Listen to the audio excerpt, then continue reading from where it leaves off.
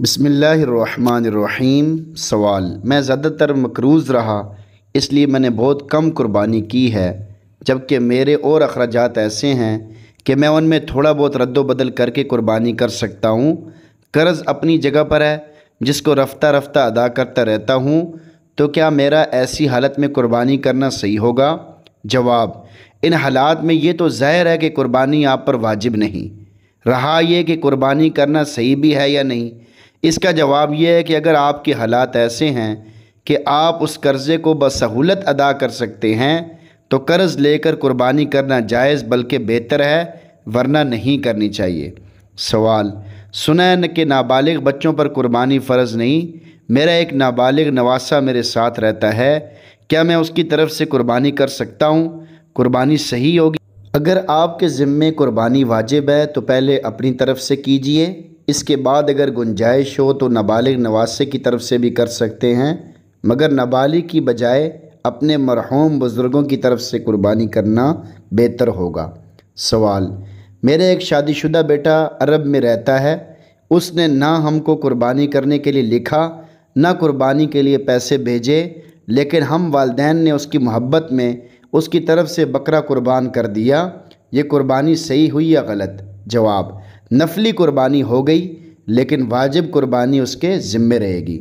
सवाल: या बजाय बकरे के उस बेटे की तरफ से उसकी बेखबरी में गाय में एक हिस्सा ले लिया, क्या उसकी तरफ से इस तरह हिस्सा लेना सही हुआ?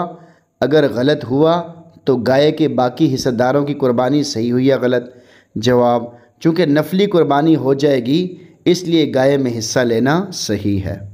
सवाल: क्या औरत को अपनी कुर्बानी खुद करनी चाहिए या शौहर करे? अक्सर शौहर हजरात बहुत सख्त होते हैं, अपनी बीवियों पर जुल्म करते हैं और उन्हें तंगदस्त रखते हैं। ऐसी सूरत में शरई मसला बताइए।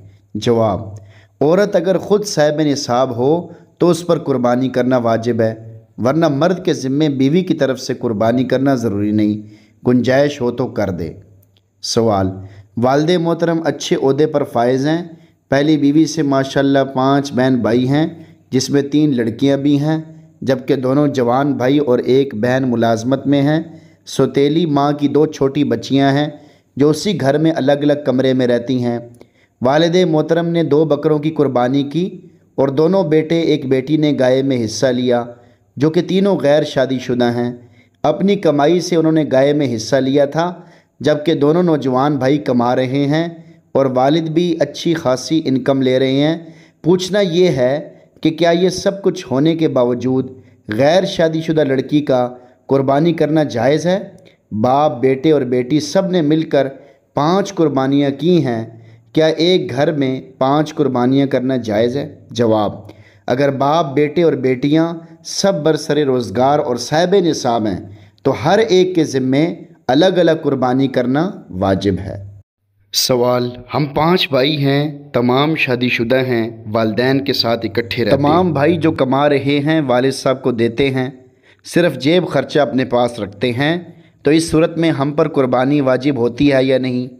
अब तक वालिदैन अपनी कुर्बानी करते हैं और हम नहीं करते, लेकिन इस दफ़ा हम शशो पंज में पड़ गए, क्योंकि वालिद साहब के पास तकरीबन 30,000 रुपये सरमाया है। बराए करम अज़रुए शरा हमारे लिए क्या हुक्म है? वालिदैन का कुर्बानी करना काफ़ी है या हम भी करेंगे?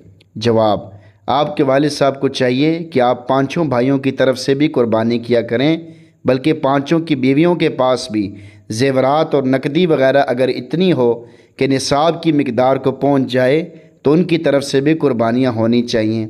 बहरहाल घर में जितने अफराद साहिब निसाब होंगे, उन पर कुर्बानी वाजिब होगी। अगर कमाने के बावजूद माल के निसाब नहीं, तो कुर्बानी वाजिब नहीं होगी।